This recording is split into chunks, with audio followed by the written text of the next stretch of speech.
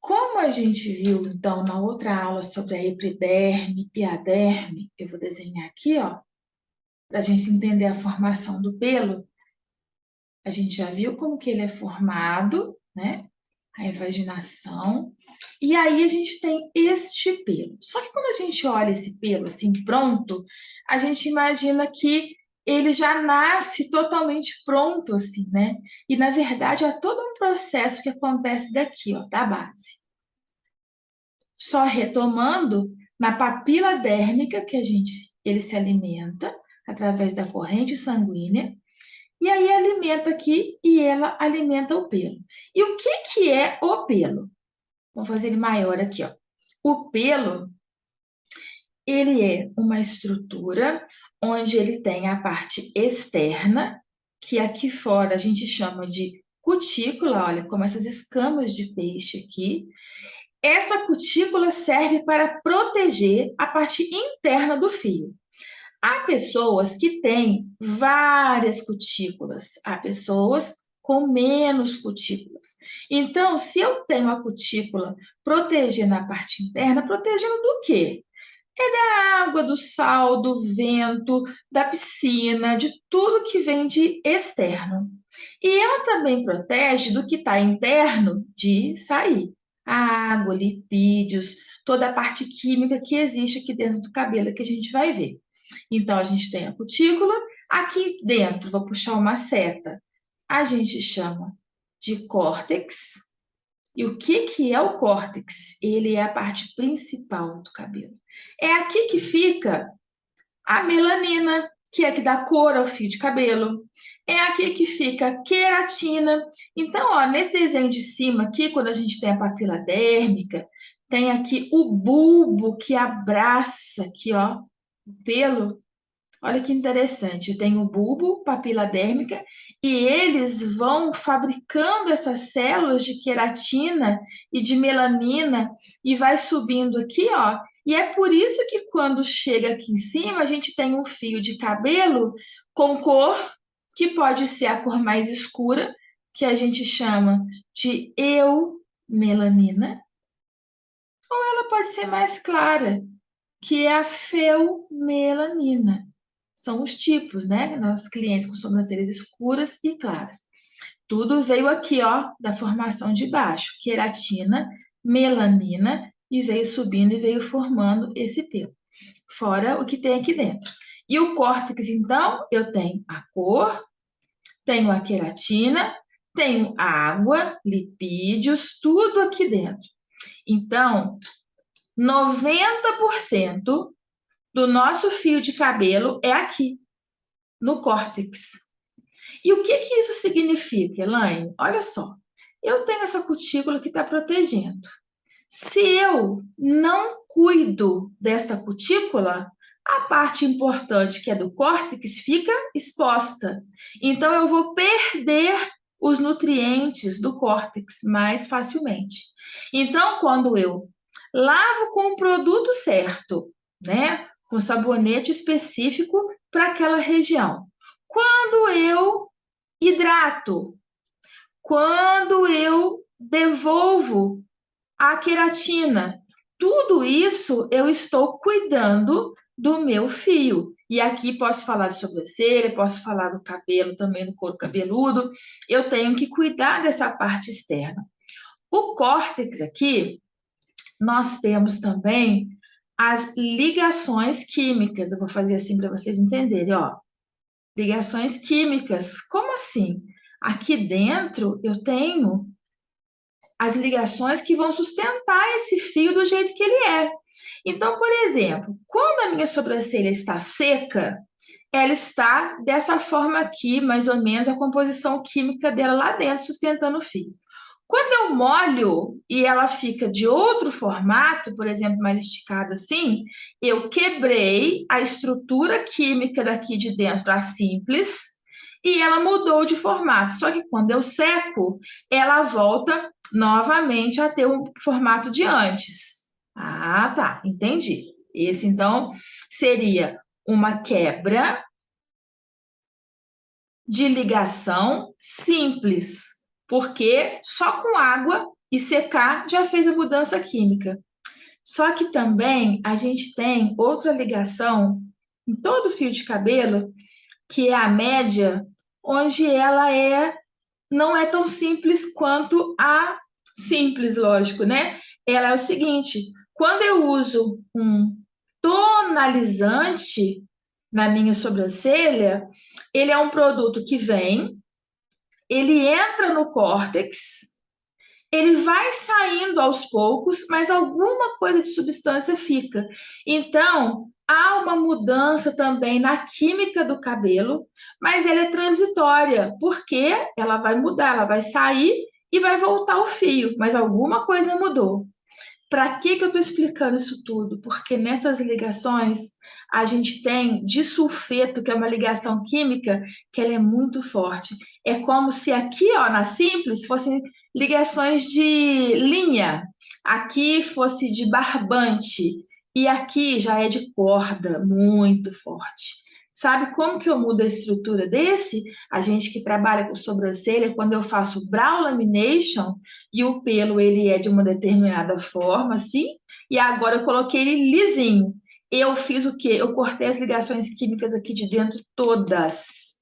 E essa, por ser forte, é um tipo de ligação que eu não vou conseguir recuperar o pelo. Só quando nascer um novo pelo que ele virá novamente com a ligação forte.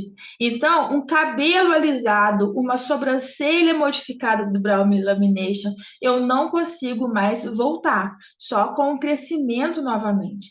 E eu estou explicando essa parte toda porque quando a gente trabalha com sobrancelha e às vezes a brow lamination quebra o fio, porque a pessoa deixou mais tempo a substância. Quando quebra, é porque cortou a parte do córtex. Então, eu tratando, preciso voltar nessa sobrancelha e eu vou devolver o quê? O que ela tinha antes, que a gente comentou, que é proteína, por isso que eu devolvo, queratina, lipídio. É aí que vem o nosso trabalho.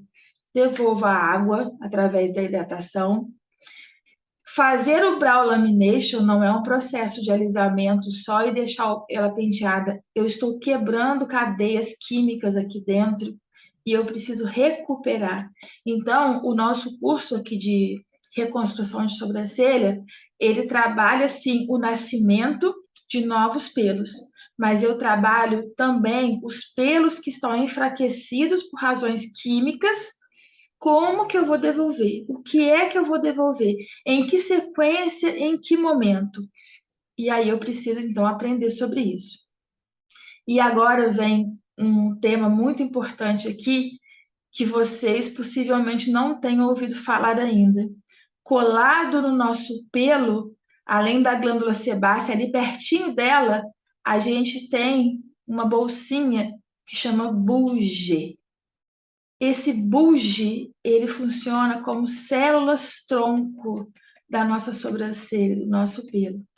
E aí, o que acontece? Quando eu tenho um problema no fio de cabelo de queda, se eu atingir o bulbo, que é aqui embaixo, onde dá a volta no fio de cabelo, eu consigo reconstruir essa sobrancelha, porque foi no bulbo. Mas, se quem alimenta o bulbo é o bulge, com células tronco, significa que se houver algum tipo de doença ou queimadura, algum acidente de corte, alguma coisa que a gente vai ver durante o curso mais séria, e eu matar o bulge, que é a célula tronco, eu não tenho como jogar vida para esse folículo aqui. Então, ele não vai renascer de forma alguma. E é importante a gente saber que esse bulge está aqui para fornecer vida ao nosso fio e que ele não pode ser agredido. Por isso que quando eu faço um microagulhamento, seja com caneta, com roller, dermógrafo, tebore, qualquer coisa que eu fizer, eu tenho que ter a medida certa da agulha, as manobras que eu vou passar corretamente, tudo tem um estudo e é por isso que vocês estão aqui. Porque dependendo da injúria que eu causar nessa pele, eu posso destruir aí a parte mais importante e fundamental para o nascimento de um novo pelo. Bom, então, como a gente viu no desenho sobre o pelo, né, como ele é formado e de que ele é formado, quando a gente vê ele assim do lado de fora, a gente pode entender que aqui fora é como se ele estivesse morto, porque a vida está aqui dentro, na raiz. A gente chama do que está aqui dentro de raiz. O que está fora, a gente chama de haste. E é na haste que está o que eu mostrei, a cutícula, que é essa parte de fora, que é a que a gente não vê, na verdade, porque ela é transparente. Essa cor que a gente está vendo do pelo aqui, preta ou loira ou vermelha, a gente está vendo o córtex, que é o que está dentro, depois da cutícula. E ainda dentro do córtex, a gente ainda tem um fiozinho que passa no meio, que chama medula. Uns pelos mais grossos têm, outros não têm. A função exata da medula, eles ainda estão pesquisando. Neste momento, não há importância da gente entender, então, sobre a medula, porque o nosso tratamento vai pegar na cutícula, parte externa, e no córtex, nessa parte mais interna, que, como eu falei, fica 90% do nosso pelo. E a gente vai trabalhar no nosso curso essa parte toda externa aqui e todo o funcionamento. Tá vendo por que não adianta simplesmente eu passar uma argila na epiderme? Tá vendo por que não adianta uma mistura de óleos aqui em cima se eu não entendo quais são e o que ele vai fazer aqui dentro? O microagulhamento, como que eu vou passar, aonde que ele vai pegar?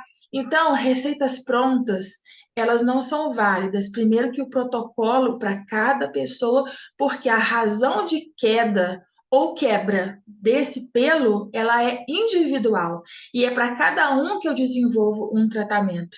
E para que eu faça isso com eficácia, primeiramente, eu preciso entender todo o funcionamento da nossa pele e do nosso pelo e do nosso organismo no todo, já que as razões que fazem com que ele possa cair, elas não são sempre referentes à tirada de pensamento errado ou alguma aventura que eu fiz. Ela muitas vezes ela é emocional. E só por falar nisso, eu quero lembrar vocês o seguinte, que aqui é onde eu tenho o folículo, onde está aqui implantado o fio de cabelo, o estresse, quando eu estou estressada, eu então fabrico uma substância que chama substância P. Ela vem através do sangue, vem aqui e ela vai interferir no crescimento do pelo.